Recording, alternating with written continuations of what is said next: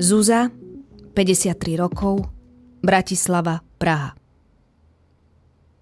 Žijem medzi dvoma štátmi, dvoma jazykmi a nekonečným množstvom absurdít. Slovensko je ako moja vzdialená teta. Trochu čudná, ale keď uvarí kapustnicu, zrazu sa rozcíti, že je ti do plaču. Točím filmy.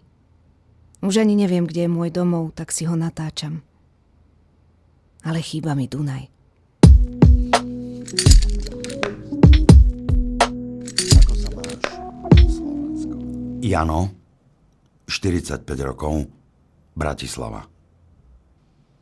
Som nejaký stratený a čakám a skúšam a znovu čakám a opúšťam sa a potom zas nachádzam a občas sledujem svet okolo a občas nie. Asi to bude dobré. Uvidíme. Viac teraz neviem k tomu povedať. Ako sa máš, Slovensko?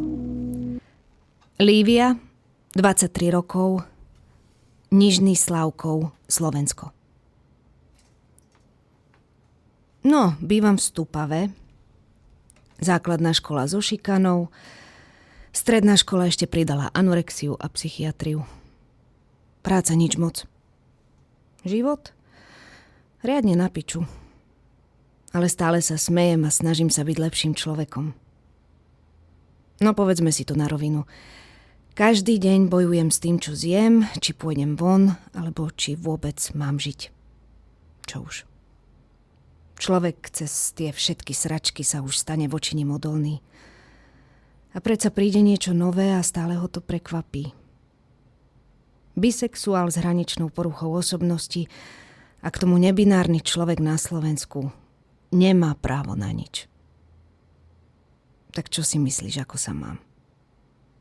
Stále som na horskej dráhe.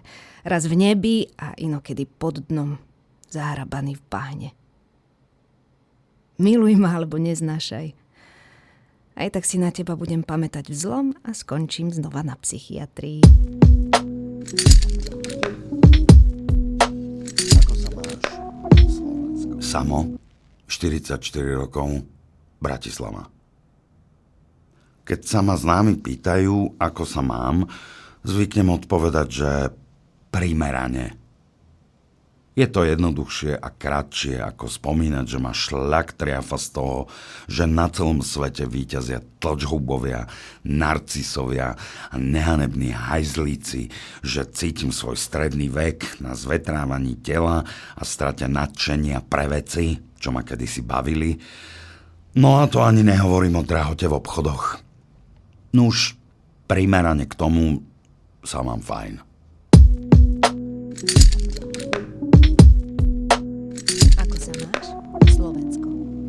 Dominika, 24 rokov, Trenčín. Sú chvíle, kedy sa aj dýcha ťažko. Kedy nejdu zastaviť myšlienky a strachy. Snažím sa nepýtať sa, prečo sa dobrým ľuďom dejú zlé veci. Prečo trpia ľudia, ktorí nikomu neublížili. Prečo zomiera môj tatino. Ako budem ďalej kráčať, keď už tu nebude. Niekedy sa mi zdá, že ma tá bolesť úplne pohltí. Stlačí, požúve a vypluje na zem, do blata. A potom mi na unavenú dušu zasvieti slnko a tatino mi s vyrovnaným úsmevom na tvári povie: Domi, uvidíš, všetko bude dobré. A ja viem, že zase raz bude. Musí byť. Ako sa máš, Slovensko? Michal, 43 rokov, Banská Bystrica. Cítim únavu, vyčerpanie a pohybujem sa na hrane vyhorenia už dlhšiu dobu, ale nič profesného. Je to vyhorenie zo zmyslu môjho bytia a pôsobenia v tejto spoločnosti. Zároveň cítim akúsi nádej k zmene ale slabne vo vodách spoločenského a politického marazmu, ako by malo nevyhnutne prísť k tomu, k čomu má prísť. Napriek tomu sa správam podľa nej. Ako sa máš? Slovensko. Júlia, 81 rokov, Málinec. V živote človeka sú chvíle, na ktoré by sme najradšej zabudli.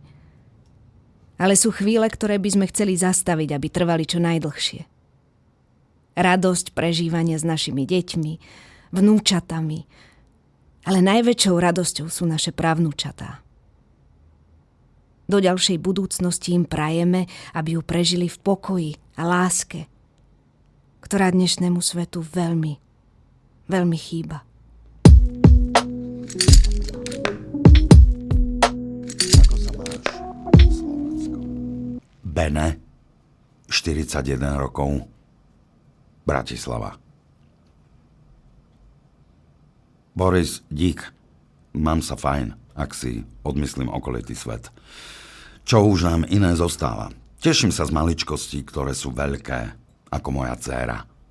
Takže sa mám super, ak si odmyslím okolitý svet. Veď vieš ako, svet je ohromné miesto, kam sa narodiť, ak ti to nie je proti srsti. A počuj, ty sa máš ako Boris.